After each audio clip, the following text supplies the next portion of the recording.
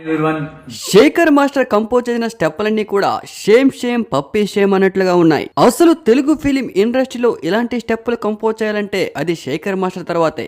ఒకప్పుడు Shekhar master compose చేసిన స్టెప్పులంటే అందరికి ఇంట్రెస్టింగ్ గా ఆ సినిమాకి అందం వచ్చేలా ఉండే. రీసెంట్ గా రవితేజ మూవీ నుంచి మొదలెట్టారు శేఖర్ మాస్టర్ భూత పురాణం. రవితేజ మూవీలో కూడా శేఖర్ మాస్టర్ ఇలాంటి స్టెప్పులే కంపోజ్ చేసి తెలుగు ఆడియన్స్ ద్వారా విమర్శలు ఎదుర్కొన్నారు. అయినా కూడా శేఖర్ మాస్టర్ ఎక్కడా కాంప్రమైజ్ అవ్వలేదు. రీసెంట్ గా డాకు మహారాజులో కూడా ఇలాంటి స్టెప్పులు కంపోజ్ చేసి తెలుగు ఆడియన్స్ తో చివాట్లు తిన్నారు. అయినా కూడా ఎక్కడా కాంప్రమైజ్ అవ్వకుండా రీసెంట్ గా నితిన్ మూవీలో కూడా ఇంతకు మించిన స్టెప్పులు కంపోజ్ చేసి ఐ సినిమాలో విక్రమ్ అన్నట్లుగా అంతకు మించి అన్నట్లుగా రీసెంట్ టైమ్స్ లో శేఖర్ మాస్టర్ కంపోజ్ చేస్తున్న స్టెప్పులన్నీ కూడా సేమ్ పప్పీ సేమ్ స్టెప్పులే. అసలు ఇంత విమర్శలు వస్తున్నా కూడా శేఖర్ మాస్టర్ మళ్ళీ అలాంటి స్టెప్పులే ఎందుకు కంపోజ్ చేస్తూ ఉన్నారు? విమర్శల్లోనే ట్రెండింగ్ లోకి వస్తారనుకుంటున్నారా?